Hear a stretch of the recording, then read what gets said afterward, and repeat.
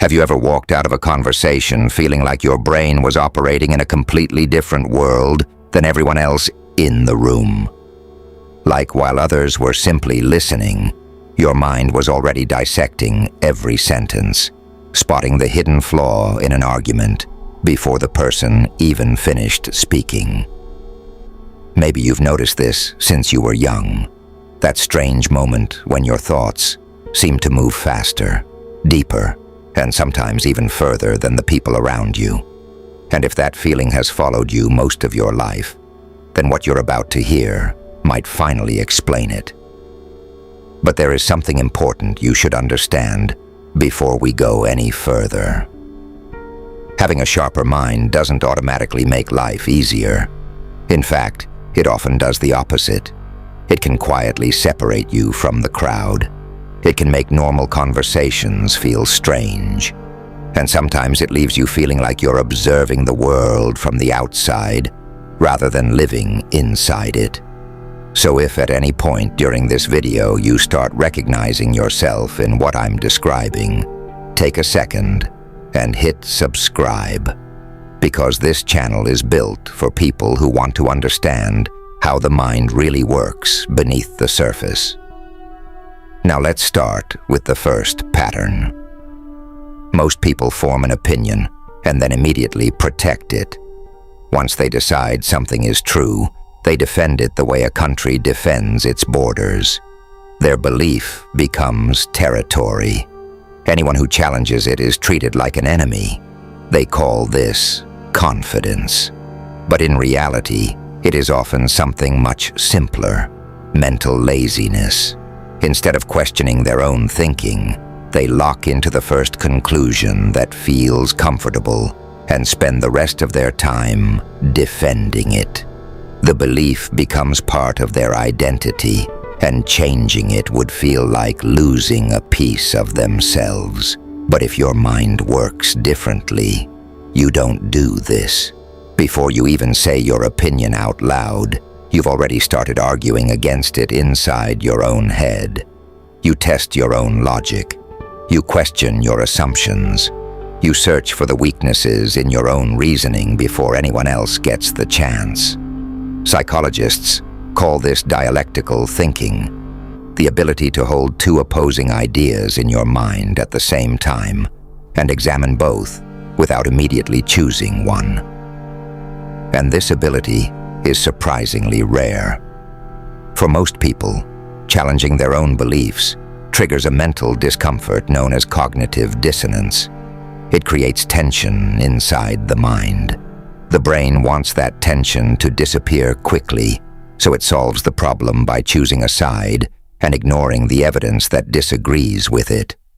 The relief feels like clarity, but it's actually avoidance.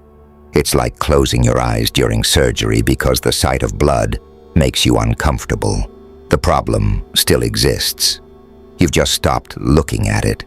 Your mind doesn't do that. Instead, it stays inside the tension.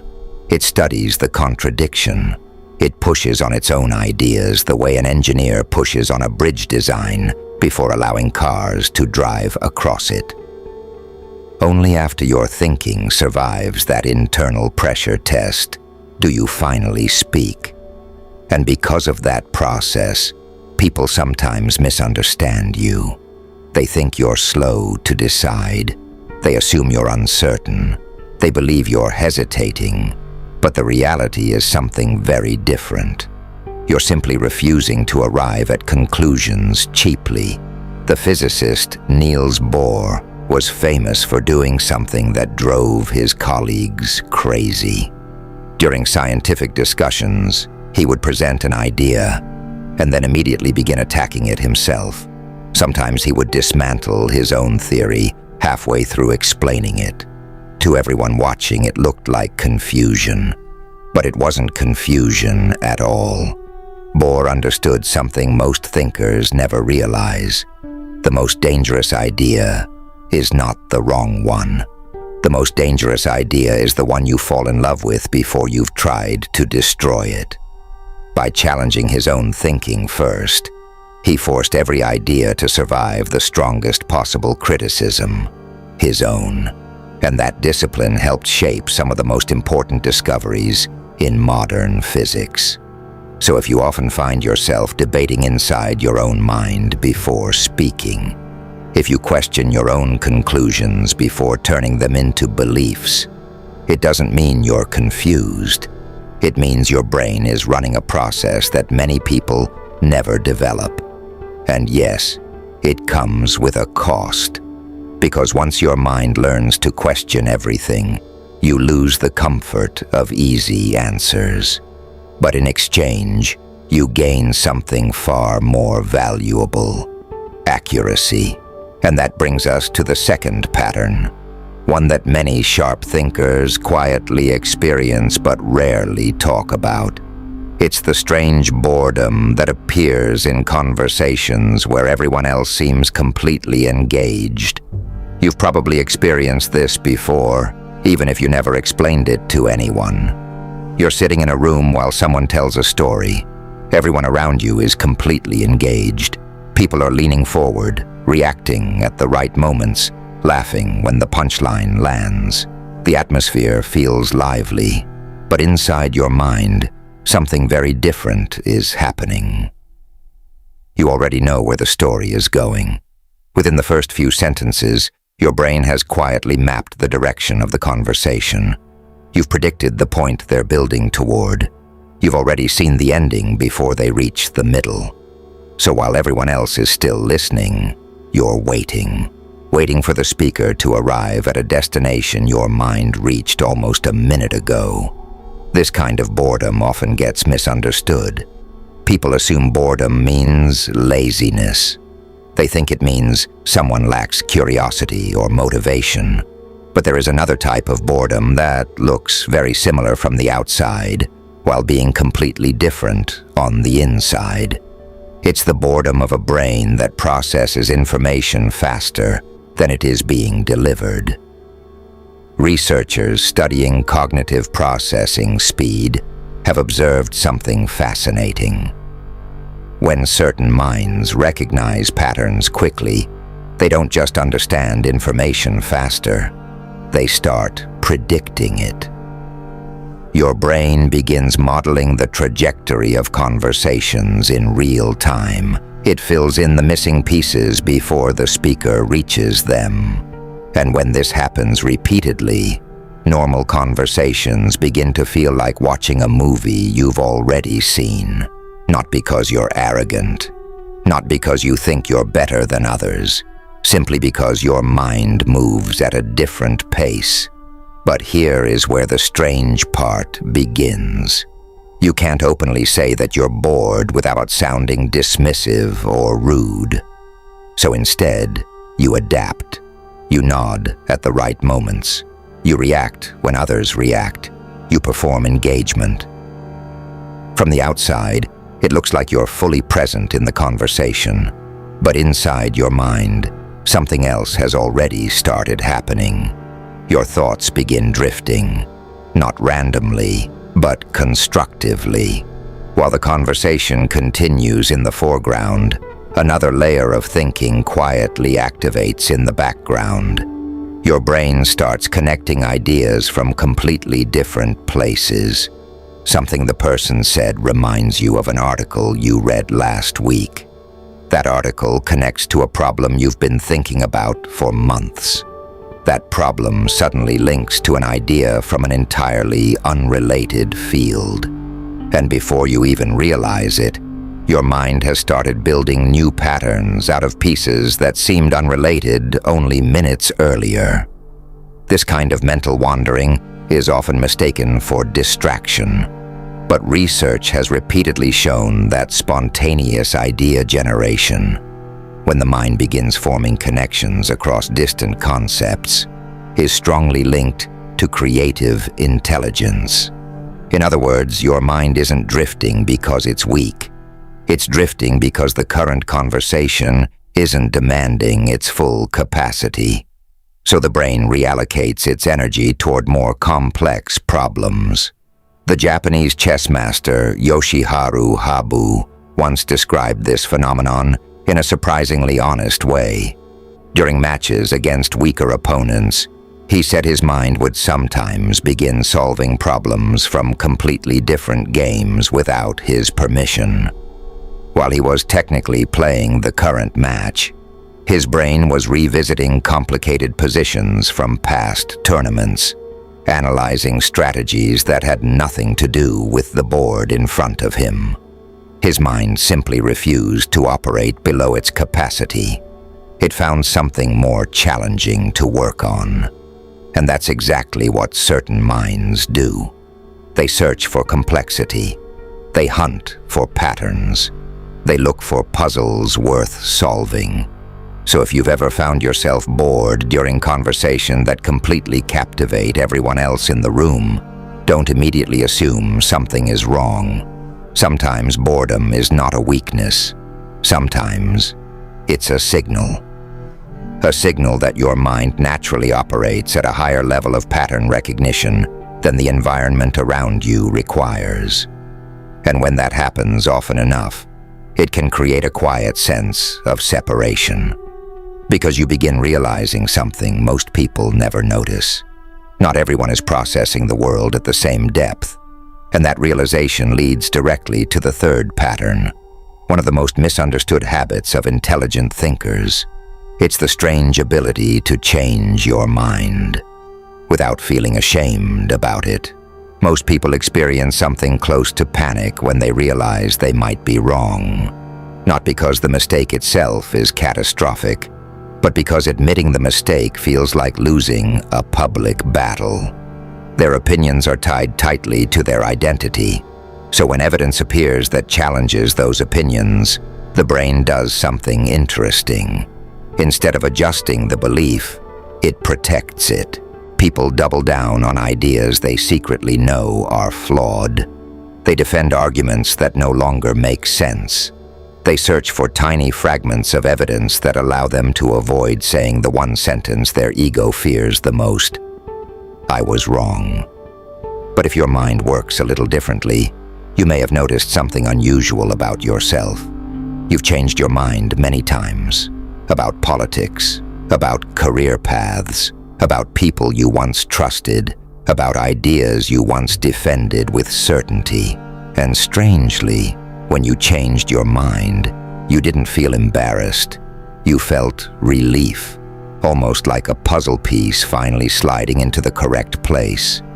That reaction tells you something important about how your brain operates. Instead of treating your beliefs like possessions you must protect, you treat them like working theories, temporary models that can be updated whenever new information appears. Psychologists refer to this ability as cognitive flexibility, and research shows that it is one of the strongest predictors of good decision-making. Not IQ, not education, not even experience. Just the willingness to update your understanding when reality provides better data. The behavioral economist Daniel Kahneman spent decades studying how people make judgments and decisions. One of the patterns he noticed was surprisingly simple. The most accurate thinkers were not the ones who were always right. They were the ones who were most willing to revise their conclusions. Kahneman himself demonstrated this constantly. During lectures and academic debates, he was known to change his stance in the middle of a discussion if someone presented stronger evidence. Sometimes he would literally pause and say something like, "You're right. That's a better explanation." To many people watching, that kind of openness looked unusual, even suspicious. How could someone respected at the highest level of academia admit mistakes so casually? But Kahneman understood something most people resist. Intellectual honesty is not weakness. It is discipline. A mind that refuses to update its beliefs slowly becomes trapped by them. And once that happens, intelligence stops evolving. There is even a specific term researchers use for the mindset that allows someone to change their views without emotional resistance. It's called actively open-minded thinking. Psychologist Jonathan Barron defined it as the willingness to actively search for information that challenges your current beliefs, rather than only seeking information that confirms them. Most people score very low on this trait, not because they lack intelligence, but because being wrong feels psychologically expensive. Their self-image is built on certainty, so changing their mind feels like damaging the foundation of who they are. Your mind operates differently. You can separate your identity from your opinions. Your beliefs are tools, not trophies. They exist to help you understand reality. And if they stop doing that job, you replace them. This ability makes your thinking faster and more precise than people who spend years defending outdated conclusions. But it also creates confusion for others.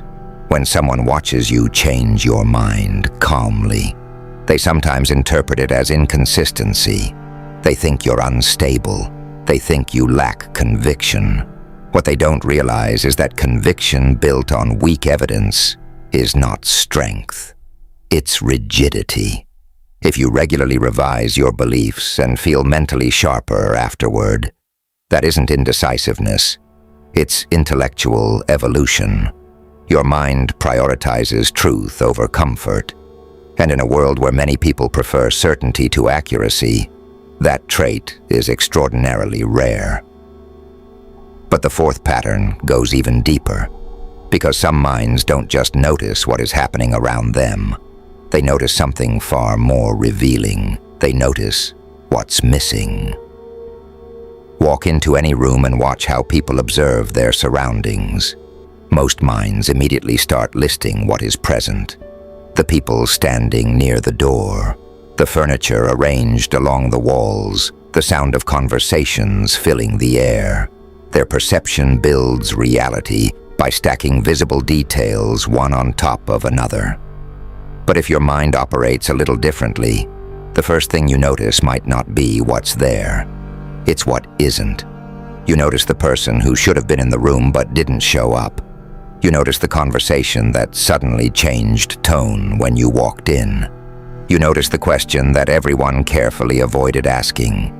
You notice the detail missing from a proposal that looked complete on the surface.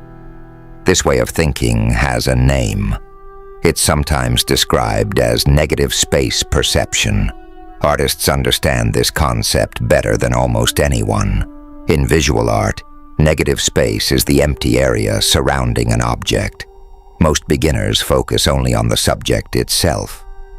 The face, the tree, the building. But master artists know that the empty space around the subject is what actually defines its shape. Without that space, the image cannot exist. Something very similar happens in intelligent observation. What people leave out of a conversation can reveal more than what they include. What an argument avoids mentioning often exposes its weakness faster than any direct flaw in its logic. One of the most famous examples of this type of thinking happened during World War II. The military was trying to solve a deadly problem. Allied bombers were returning from missions badly damaged by enemy fire. Engineers studied the aircraft that made it back and mapped where the bullet holes were concentrated. The wings were full of damage. The body of the plane was covered in holes. Naturally, most analysts recommended reinforcing those exact areas with extra armor. It seemed obvious, but a statistician named Abraham Wald looked at the same data and reached the opposite conclusion. He said the armor should not be added where the bullet holes were visible. It should be added where there were no bullet holes at all. The engines, the cockpit, and the fuel system. His reasoning was devastatingly simple. The planes being studied had survived. The bullet holes showed the places a plane could be hit and still return safely. The areas without damage were not untouched. They were the areas where a single hit meant the plane never came back. Every other analyst focused on what they could see. Wald focused on what was missing. That single insight changed the design of military aircraft and saved countless lives. If your mind naturally searches for gaps, omissions, and silent details, you're using a form of perception that many people never develop. You're not just seeing the surface of reality, you're examining the structure behind it. And that same depth of perception leads directly into another pattern many sharp thinkers quietly experience. A strange kind of exhaustion that appears after social situations, not because you dislike people, but because your brain has been doing far more work than anyone realizes. Most people attend a gathering and focus on one layer of interaction, the conversation itself. But your mind might be doing several things at once. You're listening to the words being spoken. At the same time, you're reading facial expressions that don't match those words. You're noticing subtle pauses in speech. You're watching how different people respond to each other. You're mapping alliances, tensions, insecurities, and hidden dynamics in real time. While others are simply participating in the moment, your brain is building a psychological blueprint of the entire room. That kind of processing is incredibly demanding.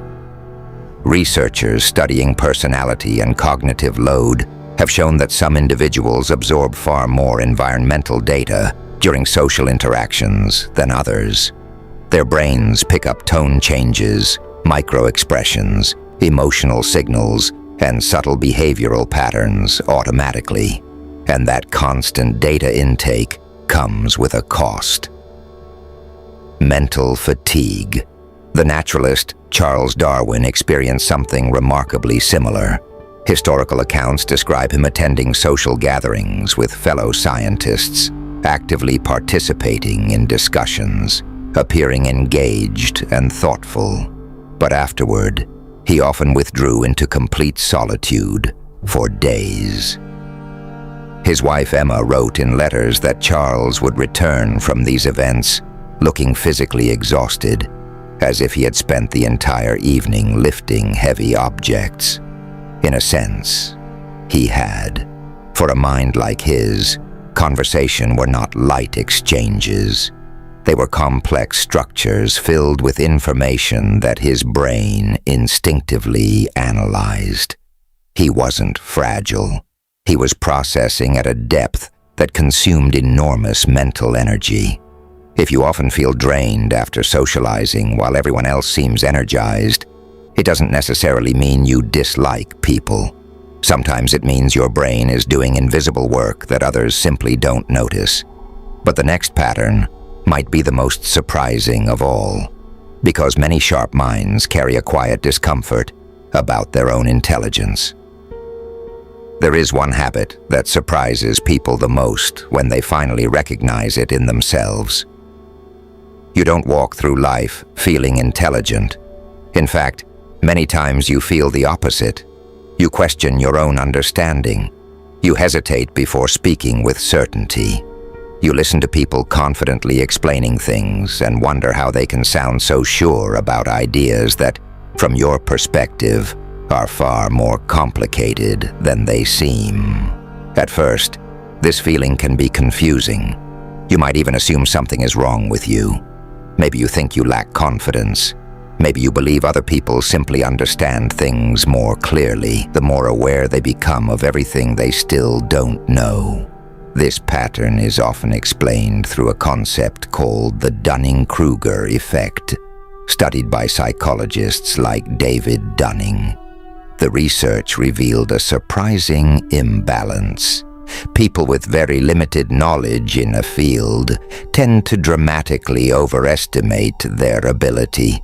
They feel confident because they haven't yet discovered the complexity of the subject. But the opposite happens to people who actually develop deep understanding. The more they learn, the more they see the vast territory of unanswered questions surrounding what they know. Knowledge expands the map, but it also expands the borders of uncertainty.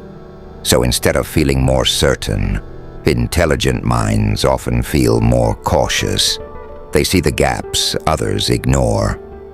A powerful example of this came from the mathematician Andrew Wiles, the man who solved one of the most famous mathematical mysteries in history, Fermat's last theorem. Wiles spent 7 years working almost entirely in secret, trying to solve a problem that had defeated mathematicians for over 3 centuries. When he finally presented his proof in 1993, the academic world celebrated him as a genius. But people who spoke with him afterward noticed something unexpected. He seemed uncomfortable with the praise, not because he was pretending to be humble, but because during the process of solving the theorem, he had discovered dozens of new mathematical questions he couldn't answer. His success had shown him how much remained unsolved. The solution didn't make him feel more powerful. It made him aware of the limits of his own knowledge. If you've ever felt uneasy when someone calls you smart, if compliments about your intelligence make you slightly uncomfortable, it might not be insecurity. It might be awareness. Awareness that reality is far more complex than simple answers allow, and that awareness leads to the final pattern, one that quietly shapes how you see the world. Your relationship with time. Many people move through life as if time is endless. They argue about things that won't matter in a year. They chase approval from people they will barely remember in 5. They spend enormous energy on gossip, status games, and pointless conflicts. But if you think differently, you may have noticed something else guiding your decisions. A quiet awareness that time is limited, not in a dramatic or fearful way, just a calm recognition that every hour spent on something meaningless is an hour that can never be returned. The Roman Emperor Marcus Aurelius wrote privately about this idea in his journal, later known as Meditations. He repeatedly reminded himself of a simple truth: you could leave life right now. Let that determine what you do and say and think. He wasn't being pessimistic. He was calibrating his priorities. For him, remembering mortality wasn't depressing. It was clarifying. It forced him to focus only on what truly mattered. And when someone develops that awareness early in life, it changes everything. You begin filtering requests for your time more carefully. When someone asks you to commit to something, your first internal question isn't simply, "Can I do this?" It's something deeper. Is this worth the hours of my life it will cost? That calculation runs silently beneath the surface of your decisions. It's why you sometimes leave events early, why you decline invitations without long explanations, why you're comfortable spending long stretches of time alone, thinking, reading, building ideas. To some people, that behavior looks distant. They assume you're antisocial, but the truth is simpler. You're selective. Your internal economy values time more than attention, status, or approval. And that clarity shapes how you move through the world. Now, when you step back and look at these 7 patterns together, something becomes clear. You question your own ideas before defending them. You become bored by conversations that others find stimulating. You change your mind without shame when better evidence appears. You notice what is missing, not just what is present. You feel exhausted after social interactions because your brain processes more information than most people realize. You're uncomfortable with praise for your intelligence because you see how much there is still to learn. And you guard your time carefully because you understand its true value. These are not personality quirks. They are signs of a mind that operates with unusual depth. And yes, that depth often comes with a price. Loneliness. Not the loneliness of having no people around you, but the quieter loneliness of feeling like very few people perceive the world the way you do. The loneliness of noticing patterns others overlook, of seeing outcomes before they unfold, of living in a world that rewards loud certainty more than careful thinking. For years, you may have wondered whether something about you was wrong. Maybe your boredom felt like a flaw. Maybe your constant thinking felt like a burden. Maybe your social exhaustion felt like weakness. But none of those things are defects. They're simply the cost of perception. Because once you start seeing the world clearly, it becomes impossible to return to sleep. The loud mind attracts attention, but the precise mind quietly builds results.